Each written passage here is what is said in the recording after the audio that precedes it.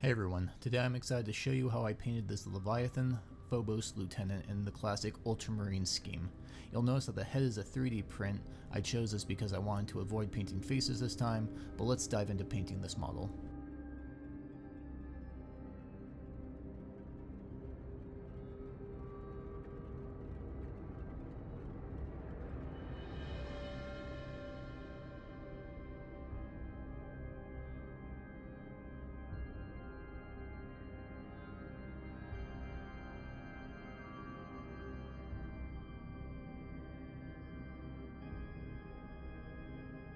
First, I primed the model using Chaos Black spray primer. You can use any primer you prefer, but I found Chaos Black works best for me, but that's just based off my experience with Citadel primers. Once the primer is completely dry, it's time to apply our base color, starting with Imperial Blue. Remember to thin your paint properly and apply it in 2 thin coats to achieve a smooth and even finish.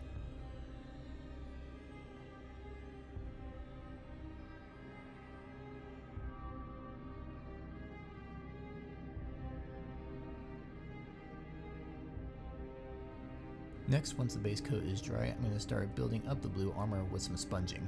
Using a piece of makeup wedge and a 50-50 mix of Imperial Blue and Magic Blue, I'll start dabbing it on. This step, along with the flying one, aims to create some volumetric lighting to add depth and make the model appear more dynamic. I'll focus on highlighting areas where light would naturally hit, using a lighter blue, and keeping a darker blue in the shadowed areas. I don't follow this principle too strictly, as striving for perfection really stresses me out, but the goal is to add enough depth to enhance our model.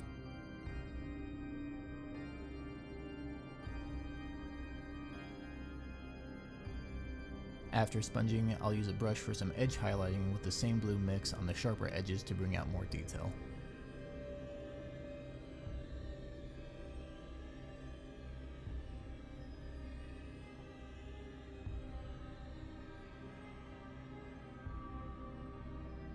Next, I'll repeat the same technique, this time using straight Magic Blue.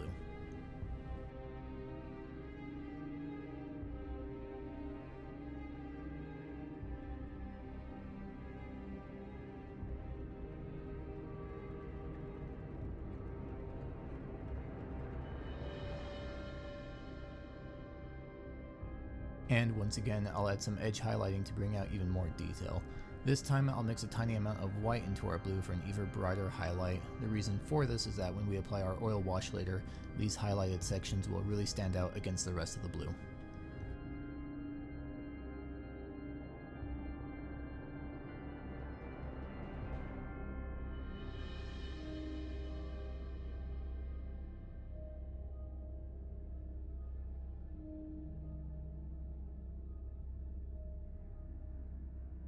Moving on to the leather, I opted for a warm tone here, so I'll base all the straps, pouches, slings, and other similar details with Rhinox hide. While I have Rhinox hide out, I'm also going to base all the bone armor to start building up to the desired brown shade that I want later on.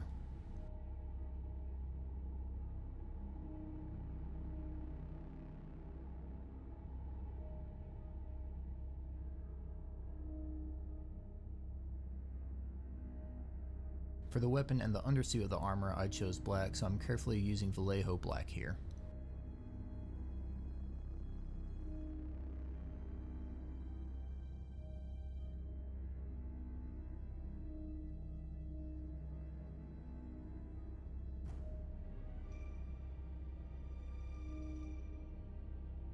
Lastly, I'll paint the frag grenade on his chest with Castilian green.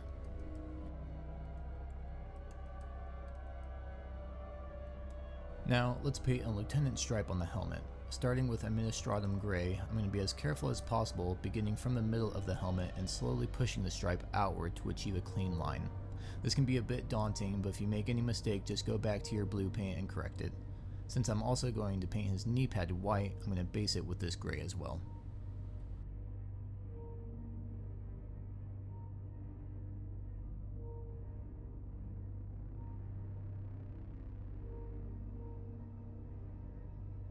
Next, it's time to take some bold titanium white and start filling in our gray areas with thin down layers. The goal is to achieve a nice smooth coat, as white can be a super tricky color to work with.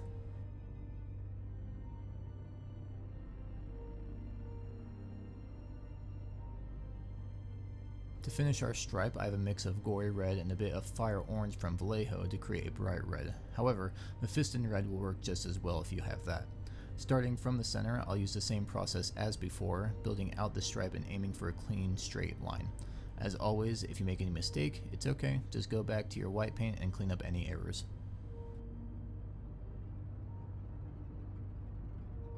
While I have our red out, I'm going to fill in the rest of the grenades on his chest with this.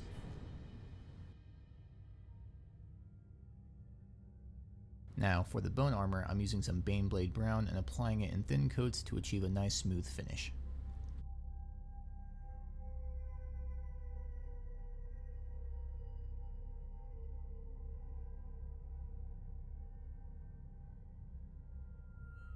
For the trim and center of the chest plate, I'm using bright gold from Pro Acryl, and for the accent pendants and knife hilts, I'll use some Pro Acryl bronze.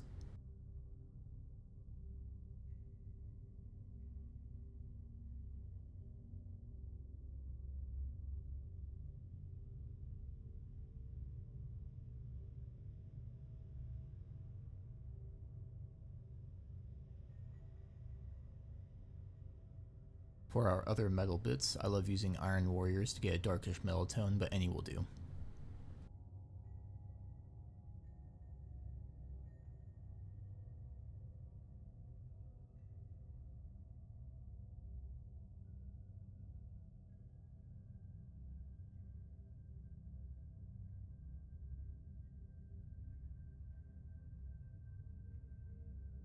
Before applying decals, I'll use a Mechanicus Standard Gray to add some edge highlights and scratches into his combi weapon.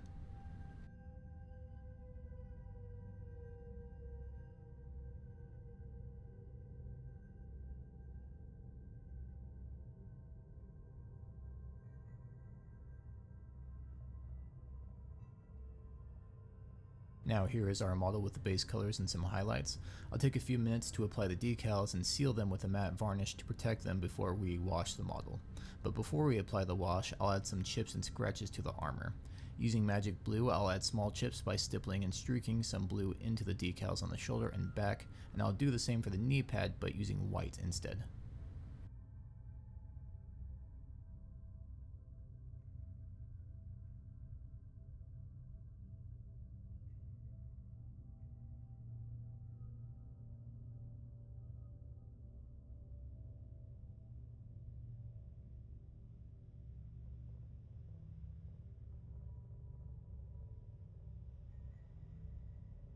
For some heavier chips in the armor, I'll use Rhinox hide, adding these details with a brush. You could also use a small piece of sponge for this step. I've had good results with that method in previous videos if you prefer not to use a brush.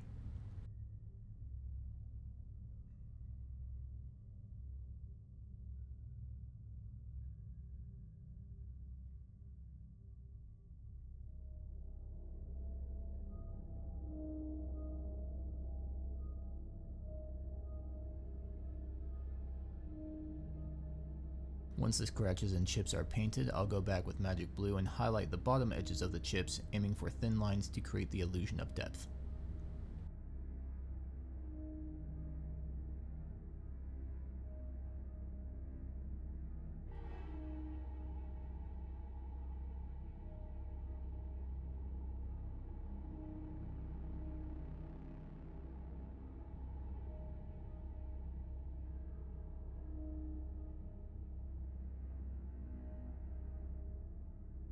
Here's our model so far before applying the Holy Streaking Grime wash. Moving on to the wash, I'm using a rough 50-50 mix of Winter Streaking Grime and Mineral Spirits, applying it thoroughly to the entire model to ensure complete coverage. I'm not using my good brushes for this step, instead I'm using some cheap brushes.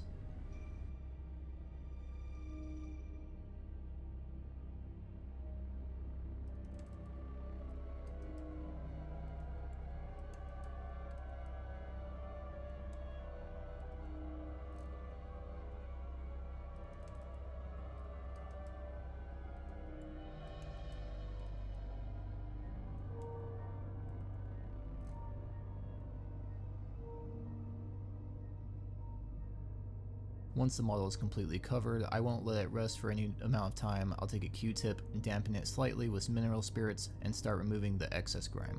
I like to use a combination of dabbing and streaking motions to achieve a more random and natural look. If you're having trouble reaching small nooks on the model, you can just use a cheap brush dampened with mineral spirits and do the same process.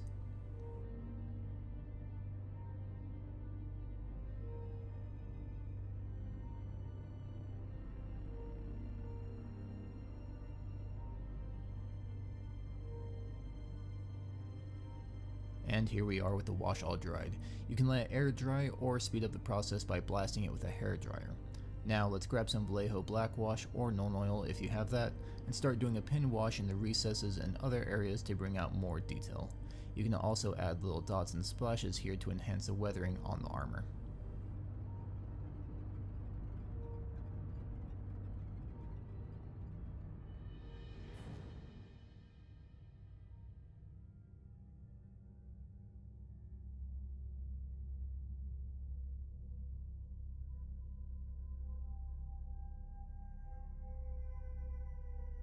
Moving on to the bone armor, I'll use Rakarth Flesh to do some minor edge highlights on the most raised areas.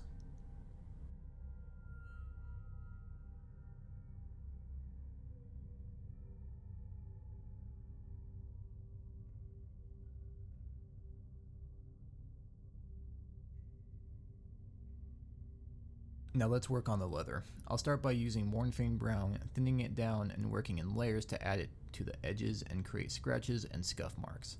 If you're unsure about how to add the highlights, it helps to search for a reference photo of like worn brown leather and build off of that.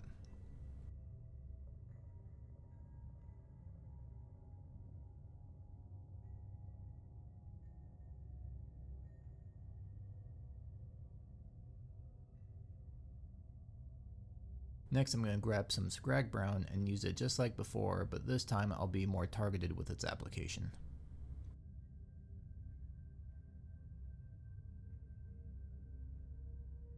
To add some burn marks to the combi weapon, I'll start by washing Seraphim Sepia onto the metal heat shield, covering most of it except for the very back portion.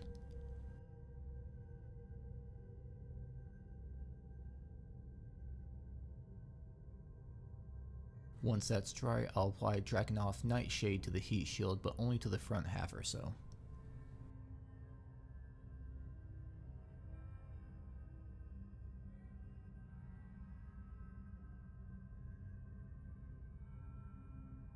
Next, I'll use Druchii Violet to add some color close to the tip of the flamer, creating the effect of the flamer having been in heavy use.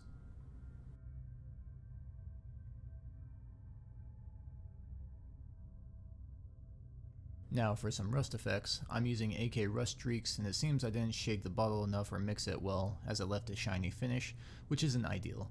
I apply a small amount of the Rust Streaks to the areas where rust would most likely form, such as places on the armor that would retain water. I apply it sparingly, and then I wash my brush, lightly dampen it with some mineral spirits, and feather it out to create a streaking effect.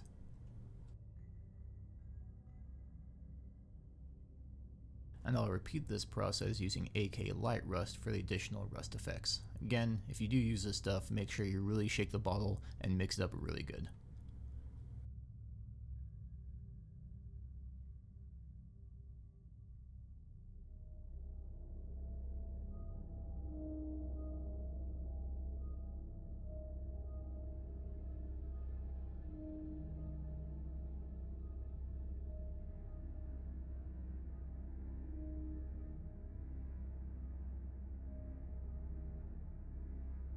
Moving on, I'll grab some Iron Warriors to add highlights to our metal parts such as the grenade pins, knives, and other small nicks on the armor panels.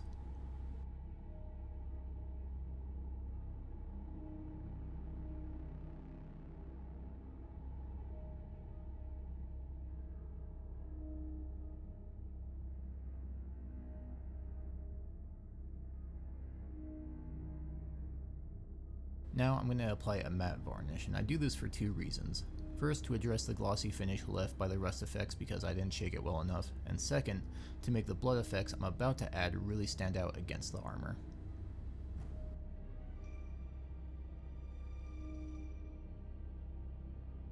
For the blood effects, you can wait until the end when the base is done, but since I wasn't sure how I wanted to approach the base at this point, I'm starting now. I'm using blood for the blood god, applying it to the blood on the knife and randomly to the other knife. For the actual blood splatter, I'm using two different brushes, one with long hairs and another that's short but wide. I also use a Q-tip shaft to help me with the splatter effect. I load up the brush with paint and then flick it against the Q-tip shaft to create the splatter. It might be hard to see the effect here, so I recommend testing it on a blank piece of paper first. This way, you can understand how the brush produces the splatter, the orientation from the brush, and how much paint lands on the model.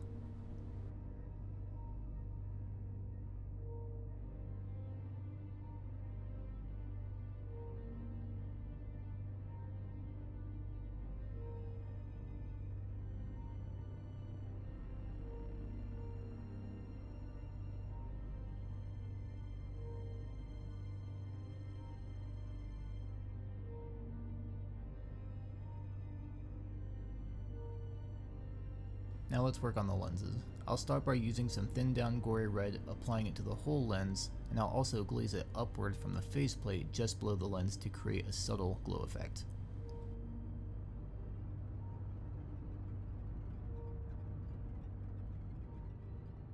Next, I'll mix gory red and fire orange and apply this mixture to the center of the eye lens and the bottom edge of the faceplate directly below the lens to enhance the glowing effect.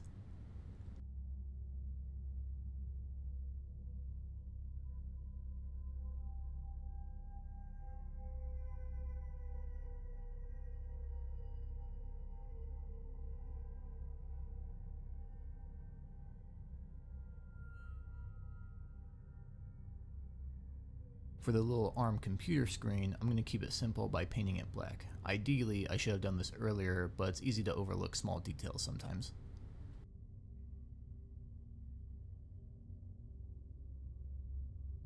Now let's work on the base. I initially held off on this because I wasn't sure how I wanted to approach it, but I have a rough idea now.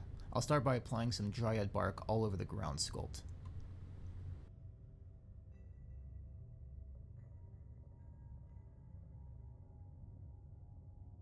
Next, I'll work on the tentacles, basing them with foul green.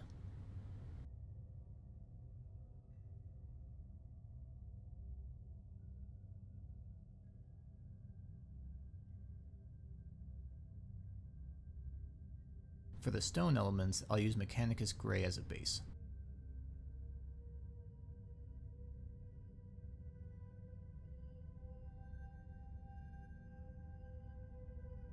For the bone around his foot, I'll use Baneblade Brown just as above.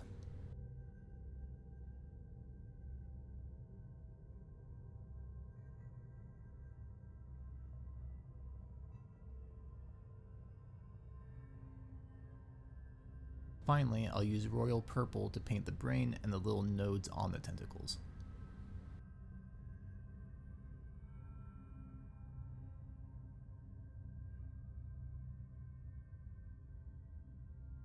Now let's add some highlights to the tentacles. I'll use Ghost Green, thin down, and build up the highlights in layers on the tentacles on the most raised portions.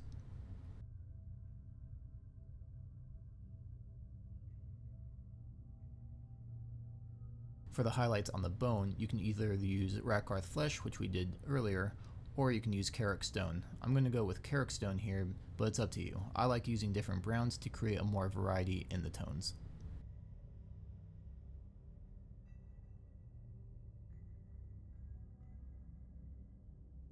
For highlighting the purple, I'm using Alien Purple. I'll add highlights to the center of the nodes and any small edges on the brain.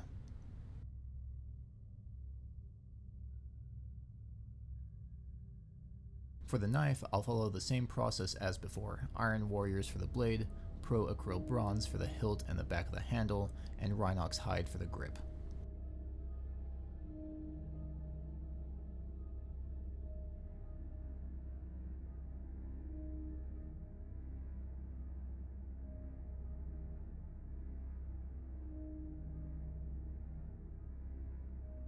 Now let's do a wash on the base, and I'm using the same method as before with a 50-50 mix of Winter Streaking Grime and Mineral Spirits. Apply it to the entire base, but being careful around the feet. Then, using our reductive technique to remove excess and unwanted wash. Allow it to dry, or use a hair dryer to speed up the process.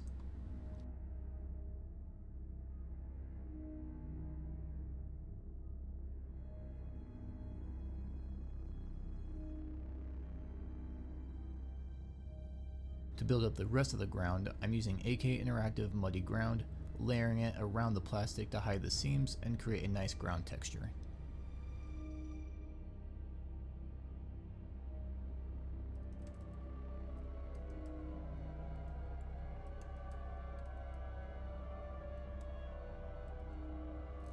Once that's completely dry, I'll do a light dry brushing with Gorthar Brown.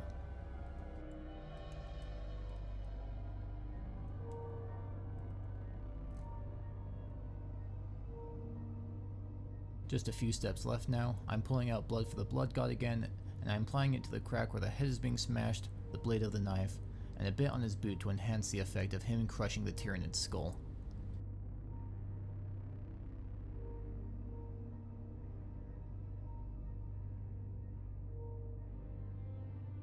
To make the tentacles look wet and slimy, I'm using MIG Wet Effects, but you could also use a gloss varnish for this. I'll apply it to the tentacles to achieve that wet appearance.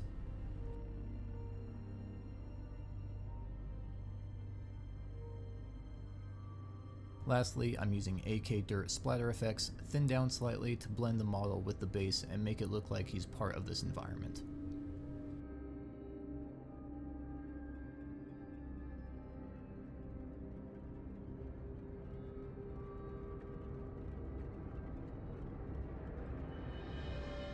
And with that, our model is complete.